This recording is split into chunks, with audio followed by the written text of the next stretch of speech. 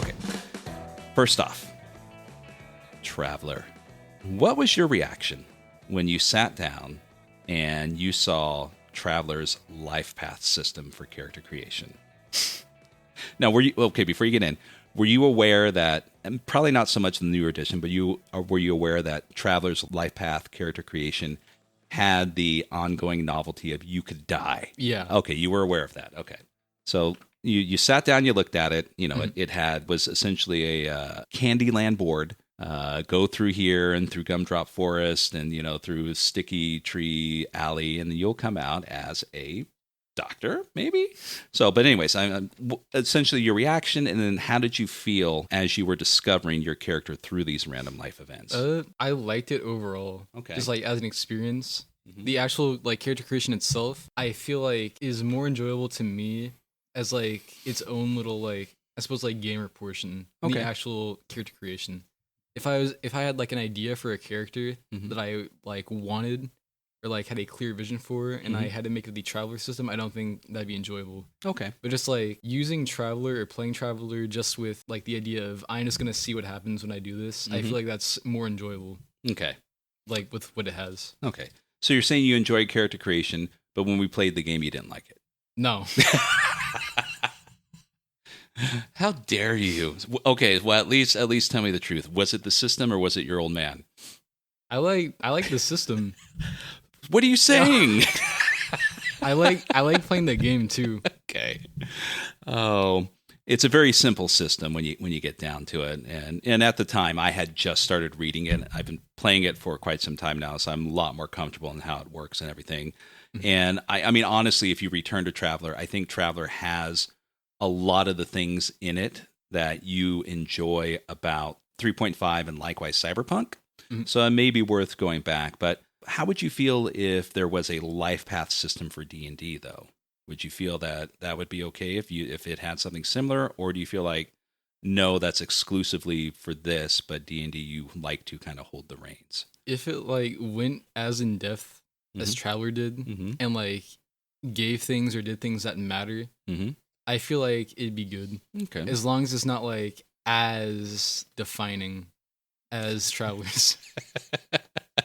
I got kicked out of Space College and now I'm a pirate, and then they kicked me off of the pirate vessel and now I'm just a bum. Welcome to your beginnings of Traveler.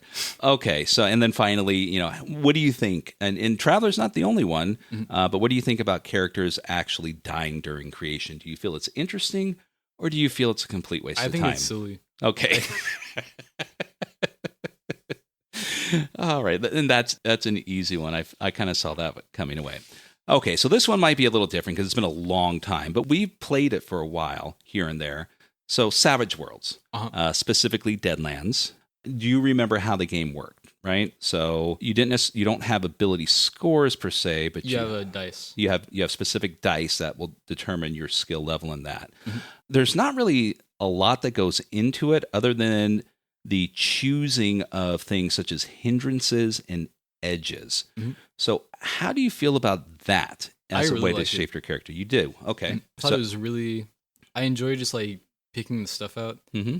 I think that's it. Okay, I mean, a lot of people who deal with character creation aren't big fans of things of negatives, right? But even though something as hindrances has a trade-off, you have more things to buy edges. But do you personally feel that the limitations that hindrances do you look at it as strictly as just a mechanical negative? No. Okay, so you look at it as a way to shape your character. I would generally try to choose a hindrance that makes sense for the character. And I think that's important. I think pretty much all characters should have, even if it's not mechanical, just a weakness or something wrong with them.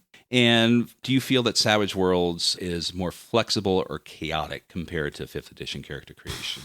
I feel it's more flexible. Okay. Because I feel if I'm remembering things correctly, it's less divisive on class. Mm-hmm. You can just have characters. Yes. Rather than set archetypes that the actual character themselves are defined by. Right. Which I do like. You do like that. I like it when systems at least allow people to be classless or something like classless. I think I need to get you to read GURPS. I mean, Savage Worlds itself, as you know, is kind of like a generic role-playing system where, yes, they do provide archetypes to follow, but you can swap out certain things and still make it what you want. So DCC, Dungeon Crawl Classics. What is your take on the zero level funnel essentially being the catalyst for, at the very minimum, the backstory of your first level character? Yeah, I like it because even if I like don't have an idea for a character going into it, the actual like, at least like the person that survives, I feel like gives inspiration to actually make the character, which I do like. Okay, it feels just like a really nice like catalyst, I guess. Okay, so what were your feelings for like, here are 4 disposable peasants instead of 1 hero? Did you do what most people do and look at either, ooh, here's the dwarf, I want to play a dwarf, or this guy actually has 16 strength? I kind of did that. You did that. I kind of saved him. I saw whoever had like a pitchfork, right? And I want that one to live. Okay, and I don't. It's been such a long time. Do you remember if that's the way it worked out? I think so. I think one of the characters had like a pitchfork, and they lived to the very end. Yeah. Do you remember the cheese sauce? Yeah. Yes, cheese sauce played a key role in your in the funnel of the Starless Sea scenario. And if I'm not mistaken, didn't you kick someone down that open pit in the courtyard? I think so. They went to go save the cheese sauce for you, and you kicked. I don't know. It's been so long. I know that there are some modifications where you can kind of do a funnel for like D&D 5th edition. I don't know if it would go off the same way, but I know there's other games that do funnel type things. So, but you're not anti-funnel, right? It's like, no, give me 4 whatevers and I'll work with it. And now, are you okay with the idea that what you end up with, if we were playing a game, this is your character? Yeah. Okay. Because I guess like it's also just like a mindset thing. Yeah. Because I'm playing DCC without the expectation of I'm gonna make like this character that I've got like written up. I'm just gonna like play and see what happens. Roll with it. Yeah. So, but at the end of the day, do you still feel like, and this is the impression that I'm getting, is you could still technically make that your own. Yeah. You just don't have as many tools to work with as far as the pre-concept, but you can still roll with the punches and kind of... Yeah. Yes, I still have like something to work with. Right. Cool. All right, moving on. Cyberpunk. This is a big one. Cyberpunk you played extensively. Either you've run it or your friends have run it for you. So Cyberpunk Red specifically. And again, this may be another episode, but I know you've got some opinions regarding Cyberpunk Red and old Cyberpunk. So maybe we can talk about that later, of how you feel that certain things between both versions, well, let's just say Red is lacking a lot of the personality that 2020 has, in your opinion. But, yeah. Okay. So character creation, Cyberpunk Red. This is a complex one, right? Because you have several different options as far as where you can go with character creation. So what stood out most to you when you kind of sat down and really made your first Cyberpunk character? I think a big thing was the amount of skills, or at least like how skills worked. I liked. How do you feel about choosing your role first? Do you feel that's a bit restrictive, or do you feel that works within the aesthetic of the game? I think it works within the aesthetic of Cyberpunk, because roles in that are not like classes in D&D. They're not like, they give you abilities, but they don't actually define your character. Okay. You're not restricted based on the role you choose. Okay.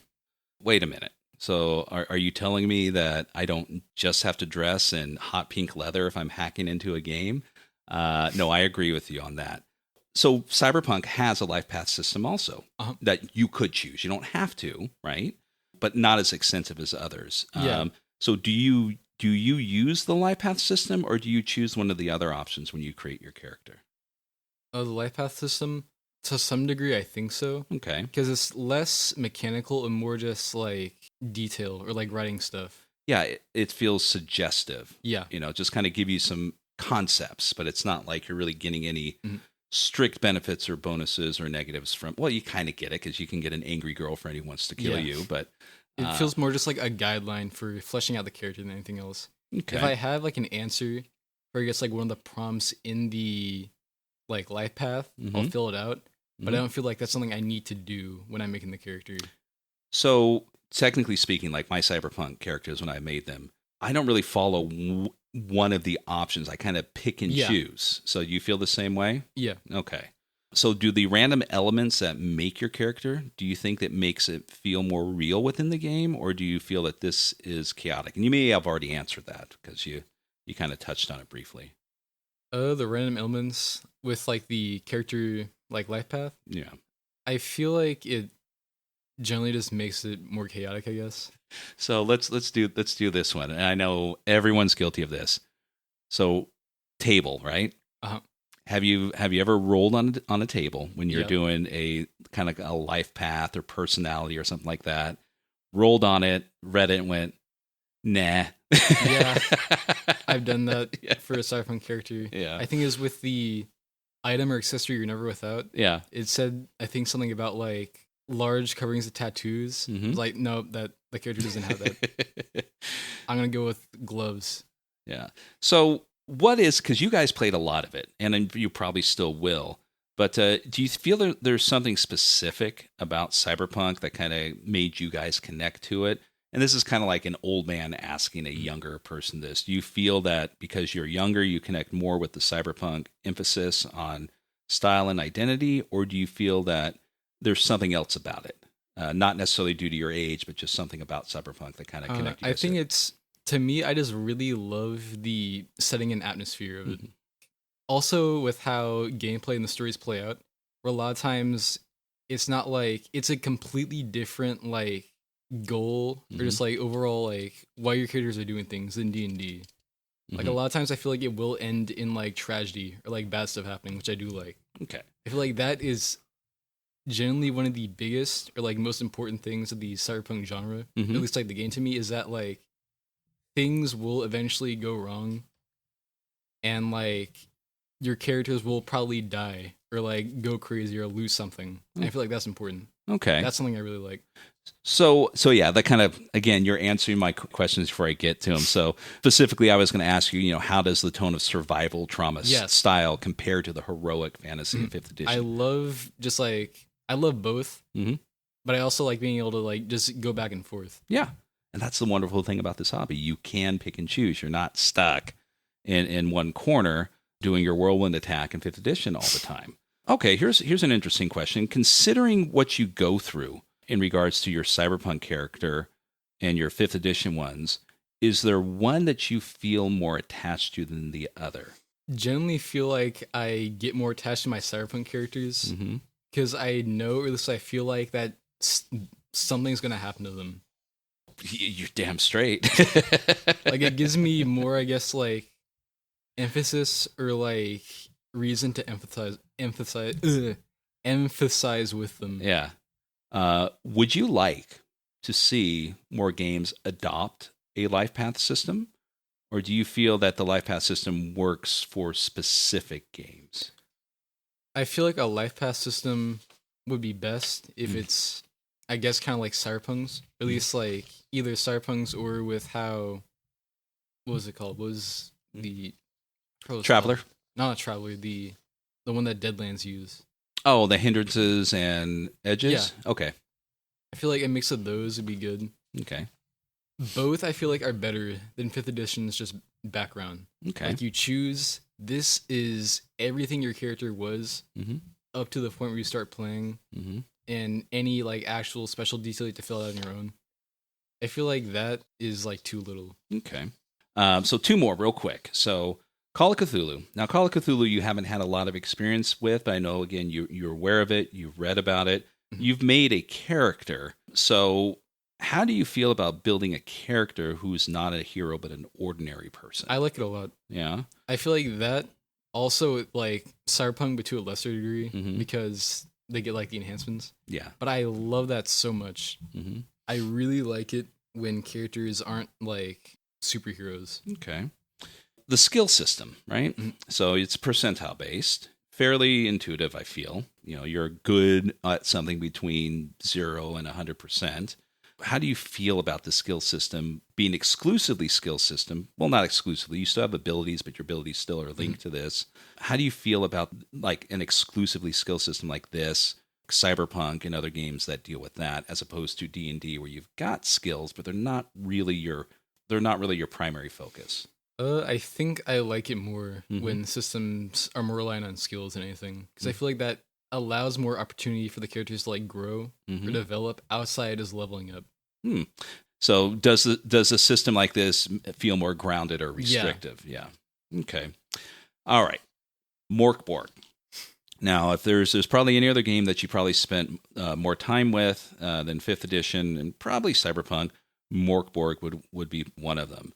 So, what was your reaction with this ultra fast character creation, but yet you still ended up with something interesting? I really, really liked it. Yeah. Was there something specific about it that you like? Because I mean, it's granted you can get a slew of interesting characters, although they are kind of slotted into their own restrictive self.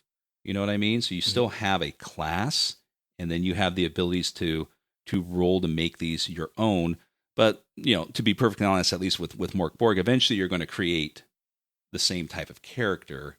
Do you like how this randomness shapes the character? Or do you feel like there's something more that you would want to add to the character creation process? Or did that even occur to you? I really like the randomness because I feel like it was consistent with everything else, or at least like in the system. It never really bothered me. So these limitations that Mörk Borg has, do you feel that they restricted you, or did they spark your creativity within character creation and within the game? I feel like it, I don't know about creative. I feel like it made me, or at least like think more resourcefully. Okay. Now, the tone. The tone is probably the biggest thing about Mörk Borg. Do you feel that this doom-heavy tone, knowing that it's not if but when, and mind you, a lot of games are like this, that you're gonna eat it, whether it be from your own character's doom or the world just ending. Do you feel that when you've made your character through the quick aspect of it, and you can just, hey, boom, we've got another one to go, do you feel that made you care less about your character or possibly more? Again, I feel like it made me care more about the character. Okay. Because there's like the actual like threat of death. There's like just like tragedy. I feel like it makes me just like feel more mindful of them. Okay. At least like, I don't know. The constant reminder that it is temporary. Yeah. Just like fuels it. Interesting. Okay. And again, a totally different theme, totally different aspect to 5th edition. Okay. So we're approaching the end here. I've just got a few big picture questions to ask you. So from what I'm hearing, you've experienced a lot of different games, and not just the ones we've mentioned. I guess with your love for these type of games and the styles and the aspects and what they provide, a variety to play your character and experience the world within. Is there a specific reason why you and your friends continue on with 5th edition all the time? They don't want to branch out other systems. I've tried to get them to use other systems before. But it hasn't really gotten anywhere. You have just made the confession that 1 million people in the hobby have said 1,000 times before. You are not alone in this. So, excuse me. I feel your pain, both me and younger high school me. And likewise, I know a lot of people listening are probably going, oh God, yes, we know. So what makes a good character creation system for you? Is there something specific that you look for that if it has this, I think it's good? I like systems that are, I suppose, more skill reliant than stat reliant, but stats are still there and important. There's a distinction between solely stat based things and skill based things. Characters being able to have their own like unique bonuses or like flaws or things that would make them mechanically different from each other, with more freedom than like classes would be. So you're able to, I suppose, like choose specific, like for example, like being able to cast spells is just like something you would be able to assign to a character. And because of that, they lose out on other stuff. But they're not restricted to that. Systems, specifically, this is like I don't know why, but I think it's really important.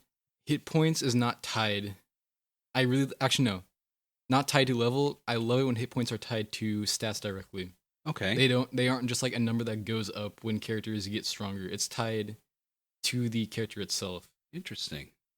But are you okay with hit points staying static then? That you're not creating this this damage sponge or whatever? Yeah, I don't mind hit points staying like as they are. All right. As long as they're at least in the system, other ways to avoid damage as the characters get better, whether that be like armor or just like avoiding being hit altogether. Okay. We have another topic here, hit points and things such as that. I know you've got opinions on it, and I know you've got several opinions on it. So this I think this would be an interesting one. Not as long as this, because we kind of went through a lot of things, but I'm sure people would be interested about that. So what system gave you the most fun building your character? Building my character, the most fun during it? Probably, yeah. I'd probably say Traveler. Okay, cool. Hey, there's 1,000. Well, I shouldn't say 1,000 because I don't know how many people are listening, but every Traveler fan is cheering right now, one way or another. So, okay, which system do you feel gives you your strongest emotional connection through character creation? I'd probably say Cyberpunk. Okay. And this, I think we already answered this. You prefer randomness or full control? And I think the answer is both sometimes, right? You're okay with either. It just depends on the game. Depends on the game and depends on like what I'm thinking about when I'm playing the game. Okay. Like whether or not I actually want to make a character or just want to like go along with stuff. Because I feel like doing either with the expectation of the other is like I don't like it. Which is why again I don't like the 3 to 6 down the line for D&D, because for the most part a D&D character that I make is something that I like either plan for or have like a solid idea for. Okay. Character weaknesses. Do you think they matter more or less than their strengths? I think they should matter equally. I think they should be very distinct and notable. Okay. Like each character should have one or multiple. So this is kind of like a future topic. And this is, I mean, if you haven't thought about it, don't worry about it. So the future of RPGs, it's like a wave. Up and down, roller coaster, what people like, what people don't like. Where do you feel, at least with your friends and the people that you know, in the future? Do you think the next wave of character generation that people prefer will lean towards more simplicity or complexity? I feel like there's been a general trend towards simplicity for the most part. I could see like some changes being made to make things more complex, but I think generally systems are going to get simpler, but I don't think they're going to get much simpler than they are now. I feel like things are reaching a plateau where you can't like, it's like a downward exponential curve of just like how simplistic you can make something without turning it into like Mörk Borg. Yeah. Or just, hey, here's your concept, now flip a quarter. Yeah. Okay. I think we already answered this. Do you feel characters should start powerful or grow into power? I think generally they should like grow like over time. Okay. I think it's fine for characters to start off with some amount of power or an established bottom line or level of power. But I don't think they should already be like there. Okay. They need to have they need opportunity to like get better. Okay. 2 more. What's one thing you wish 5e did differently in character creation? I wish backgrounds were more dynamic. I wish there were more skills, and the skills were again more dynamic. I don't mind proficiency bonus being just like a general thing, only for like attack bonuses and spell bonuses. I don't mind that. I prefer if skill bonuses were more like third edition and 3.5, where you can pick and choose. Okay. Well, you kind of answered this one, but maybe you can think of another one. What's one thing an older edition of D&D got right that the newer ones don't have? Lots of character modularity. Excellent. Well, I think we have reached the end. Did you enjoy yourself? Yeah. Would you like to do this again sometime? Yeah. Cool. So for now, this is, what the fuck do we call this thing? Legacy Hexcrawl, a father and son talk about tabletop. Until next time, everyone have a wonderful day. Say bye. Bye. Thank you for listening to part 2 of character creation with my son Noah on Legacy Hexcrawl. We would love some feedback. Did you enjoy this episode? Would you like to hear more? Do you have some topic suggestions or comments? Feel free to email us at scott@orcustorcus.com or drop a comment on my social, Orcustorcus @Blue Sky. Until next time, everyone, insert RPG appropriate catchphrase here.